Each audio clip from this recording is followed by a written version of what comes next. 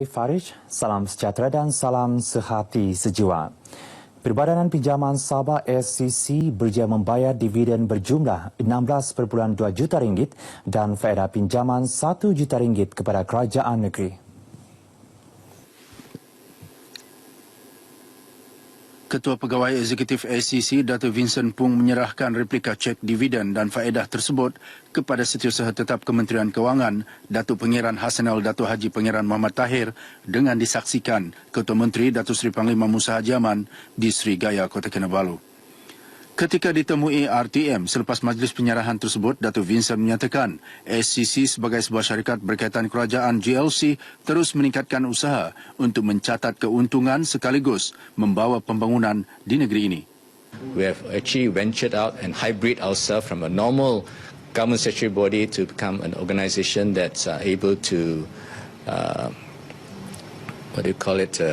make profit. And then from our profit, we hope to support our state government through dividend payment. At the same time, we feel that is one of our biggest role to play is to do a lot of corporate social. Selain itu, SCC juga giat melaksana tanggungjawab sosial korporat CSR bagi membantu mereka yang memerlukan. Sejak tahun 2005, SCC membelanjakan 21 juta ringgit untuk melaksana pelbagai program CSR di negeri ini. Antaranya membina 31 buah asrama sekolah, 9 rumah anak yatim dan 5 pusat pemulihan khusus bagi mereka yang mempunyai keperluan khas. Kerajaan akan memberikan pengiktirafan sewajarnya kepada para hafiz dan hafizah lepasan sekolah agama mahupun mahal tahfiz di negeri ini.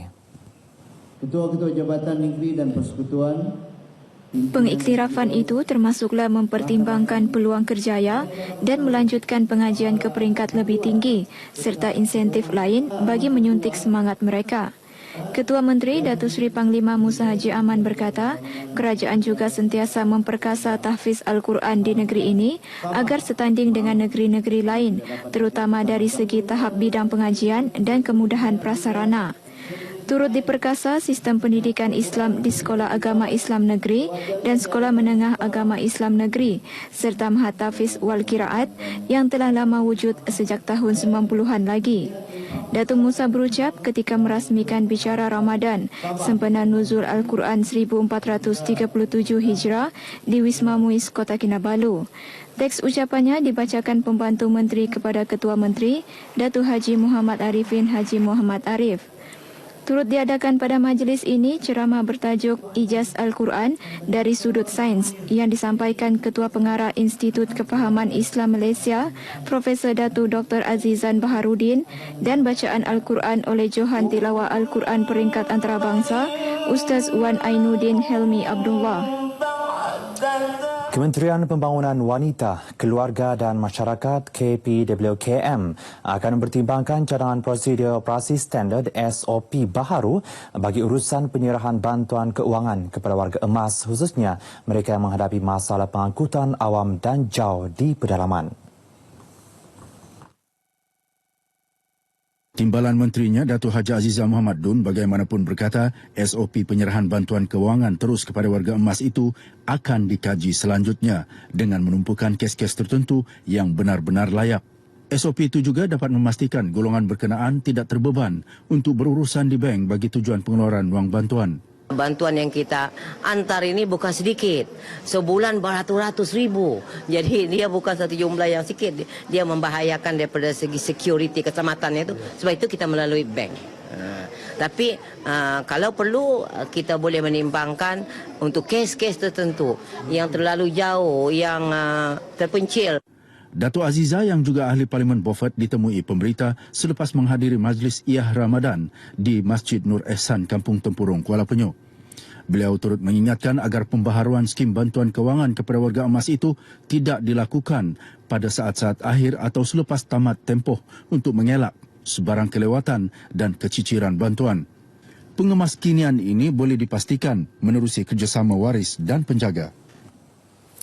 Sebanyak 337 buah karya sajak dihasilkan 192 penyair yang mengambil bahagian dalam pertandingan menulis puisi Islam anjuran Biro Agama UMNO Sabah dengan kerjasama Badan Bahasa dan Sastra Sabah Bahasa serta Dewan Bahasa dan Pustaka DBP.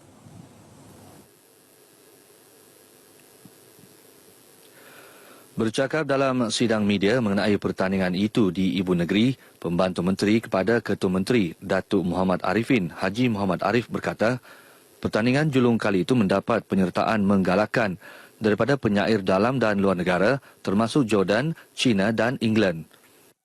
Sebahagian besar karya yang dihantar oleh peserta dari seluruh negara untuk pertandingan ini sangat berkualiti. Sama ada dari segi pengolahan, bahasanya dan juga mesej yang disampaikan kepada khalayak. Beliau berharap pertandingan tersebut dapat melahirkan dan menambah bilangan penulis puisi Islam yang berkualiti dan kreatif, khususnya di Sabah. Datuk Arifin turut mengumumkan pemenang pertandingan tersebut iaitu Masri Mustafa dari Sekolah Menengah Bengkongan, Kota Marudu dengan karyanya bertajuk Mencari Raudah. Ketua Menteri Datuk Seri Panglima Musa Jaman dijangka menyampaikan hadiah kepada para pemenang pada 30 Jun ini di Membakut. Datuk Muhammad Arifin yang juga pengerusi Biro Agama UMNO Sabah berkata, hasil karya para pemenang akan dibukukan Jabatan Hal Ehwal Agama Islam Negeri Sabah, Jahins dan Bahasa. Pengarah Suruhanjaya Pencegahan Rasuah Malaysia SPRM Negeri Sabah yang baharu, Dato' Syaram Nizam Abdul Manap bertekad untuk meneruskan legasi dan matlamat kepimpinan sebelum ini dalam mencegah kegiatan rasuah di negeri ini.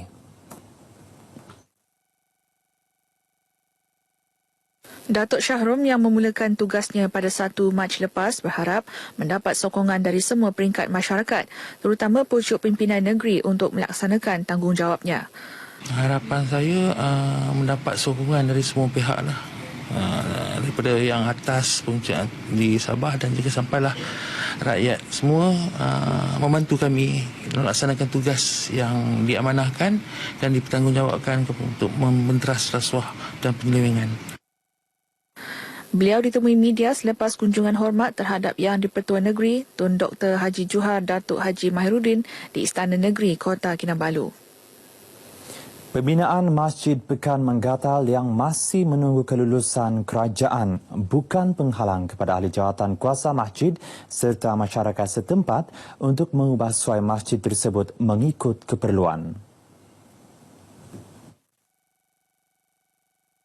Masjid Pekan Menggatal yang menggunakan rumah wakaf sebagai bangunannya diubah suai ahli jawatan kuasa masjid menerusi kerjasama proaktif masyarakat setempat.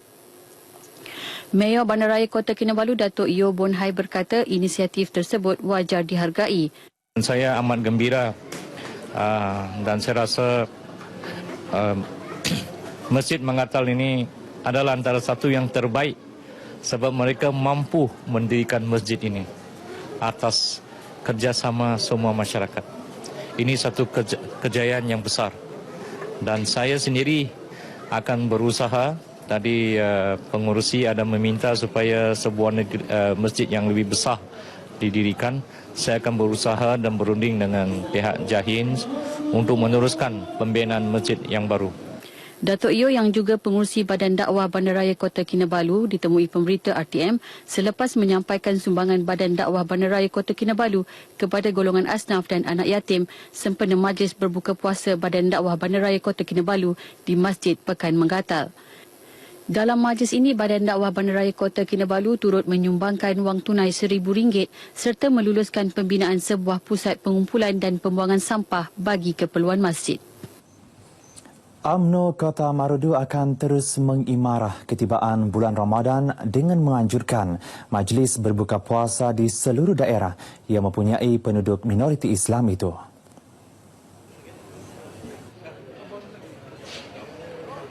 Ketuanya Datuk Wetrom Bahanda berkata sehingga kini majlis seumpama itu diadakan dengan penyampaian bantuan kepada kampung-kampung terpilih di daerah berkenaan. Beliau ditemui pemberita pada majlis berbuka puasa UMNO Zon 1 di Kota Marudu. Hadir sama Ketua Menteri Datuk Seri Panglima Musa Haji Aman.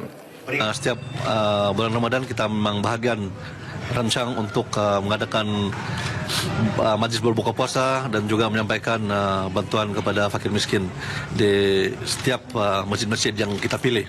Jadi kita gilir-gilirkan masjid-masjid di sebelah Tunggung, Langkon dan juga di sebelah Tandik.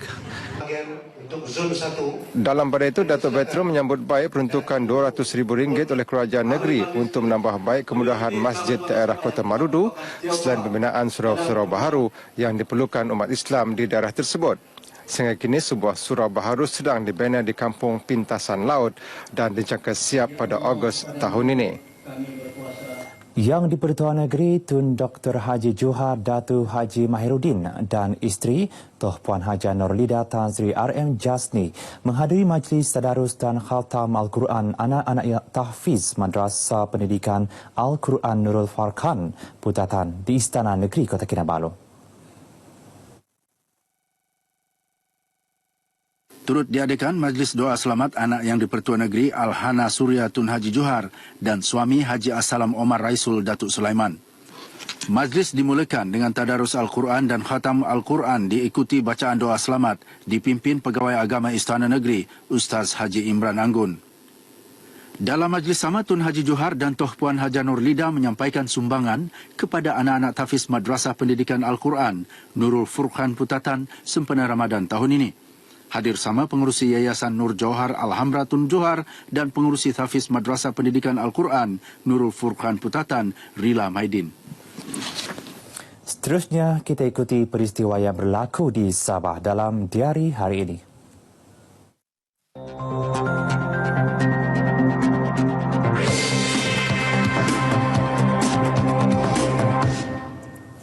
Pada pukul 10 pagi akan berlangsung majlis penyerahan Kuih Muih Hari Raya Aidilfitri kepada pasukan keselamatan di Auditorium Tun Ahmad Rafai, Menara Tun Mustafa, Kota Kinabalu. Sementara pada pukul 11 pagi akan diadakan majlis penyampaian sumbangan cek kepada kelas kafa Kampung Gayang Tuaran. Akhir sekali pada pukul 2.30 petang, program mobile UMS, UUM dan UMS Mercu Buana di kampus Universiti Malaysia Sabah UMS Kota Kinabalu. Paparan itu mengakhiri bahan berita dari Sabah hari ini.